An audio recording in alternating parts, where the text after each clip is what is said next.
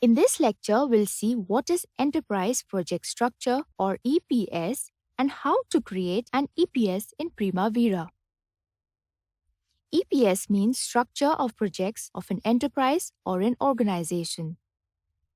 EPS is used to organize projects of an organization, and EPS is also used to control access of projects.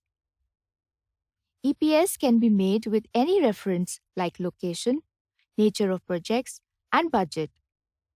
This is an example of an EPS.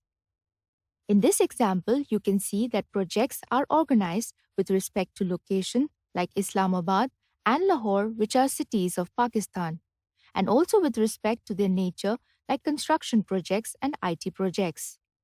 Construction projects are then further divided into building construction and road construction projects.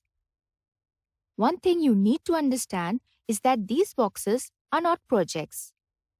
Projects will come under these boxes according to their relevancy. You can create this structure as you like or as your organization standards tell you.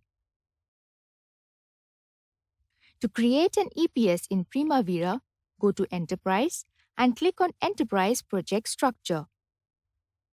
Currently, there is only one element here, which is Enterprise. First of all, rename this enterprise to name of your organization. Let's say CEM Solutions.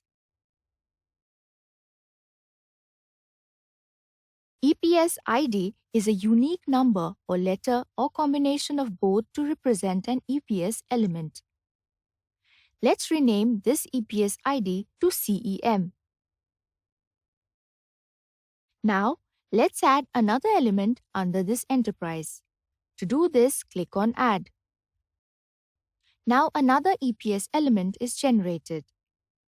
Rename its ID to, let's say, CEM.1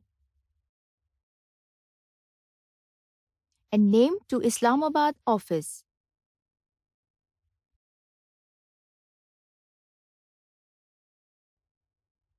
Now let's create some more EPS elements. With Islamabad Office selected, click on Add and rename its ID to, let's say, CEM.2 and name to Lahore Office.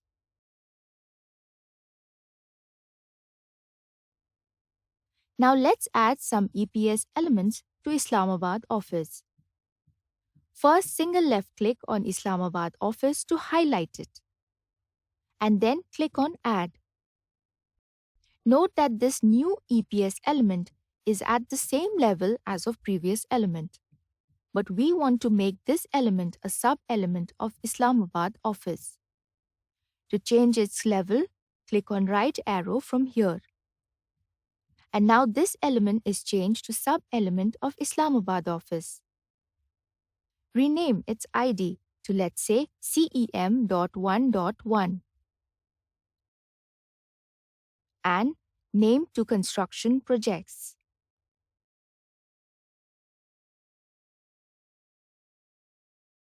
So that's how you can create an EPS in Primavera. Note that there is an option of Responsible Manager at bottom.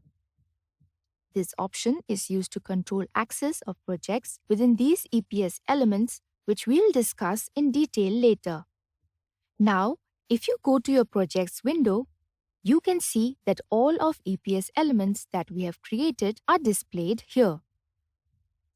Colors of these EPS bands is showing levels of EPS elements in EPS structure.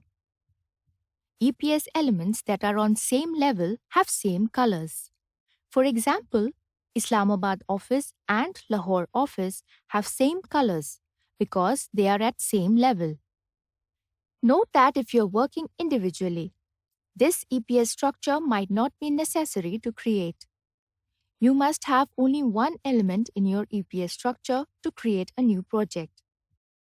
You can use default enterprise element, or you can create an EPS structure like this also.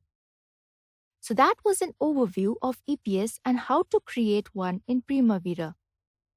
Practice it yourself, and now we'll move on to our next lecture.